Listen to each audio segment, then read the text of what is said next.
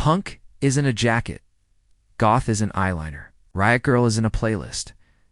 We've reduced entire lifelines into aesthetic tags, outfits, mood boards, Spotify recommendations. For the people who built these worlds, subculture wasn't fashion. It was survival. When the world refused to make space for certain people, they built their own. They made room where there was none. They turned rejection into architecture. Remember what it was? It's easy now to forget, because all that remains visible is the surface layer. All we're fed now is the look.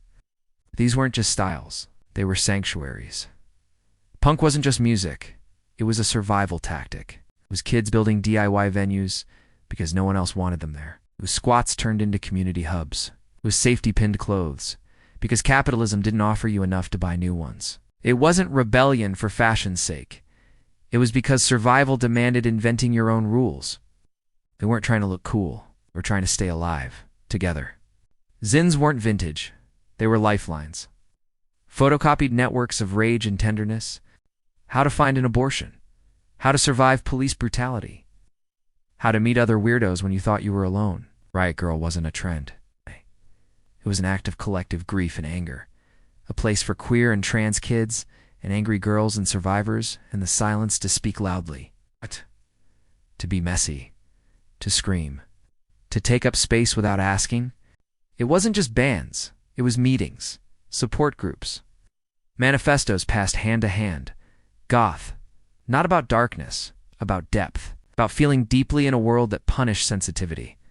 It was poetry. It was art. It was a refusal to flatten yourself into something palatable. It was creating beauty from the parts of life others found ugly. Death, melancholy, grief, longing. These weren't costumes. They were armor.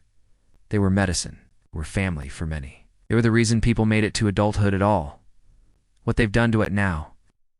Capitalism does what capitalism does. Devours culture and spits it back out as something safe, marketable, consumable. Alt is a TikTok sound now. A Spotify playlist. A filter on Instagram.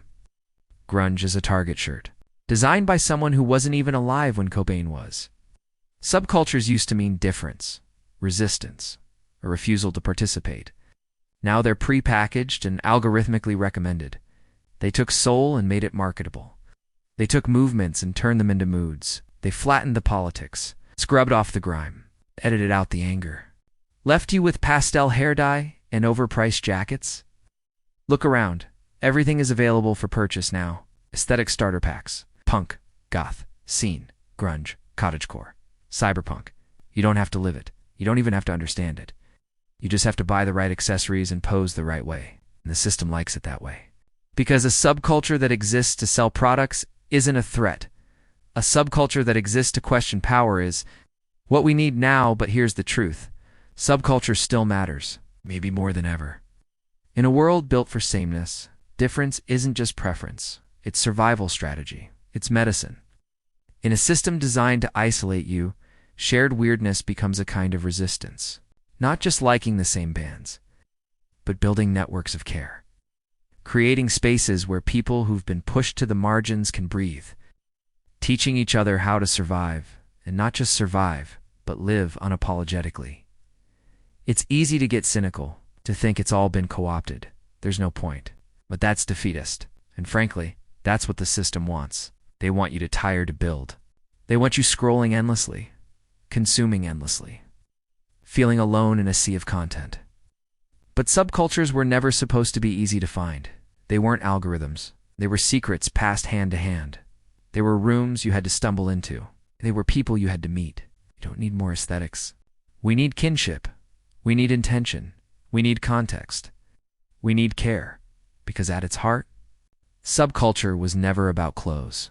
It was about creating a world where people like you could exist without apology. And we still need that world, maybe more than ever. Call to action. So yeah, come here to feel seen. That's valid. It's important. But don't stop there. Come here to rebuild. Not content. Community. Not style. Substance. It doesn't matter if you don't know all the bands. It doesn't matter if you're new or figuring it out, or if you don't dress right. What matters is how we hold each other up. What matters is how we protect each other. What matters is how we remember what this was for. We are allowed to outgrow the boxes they tried to sell us. We are allowed to build something messier, wilder, more honest, something that can't be flattened into hashtags. So if this stirred something in you, if this reminded you of who you used to be, or who you want to become, subscribe.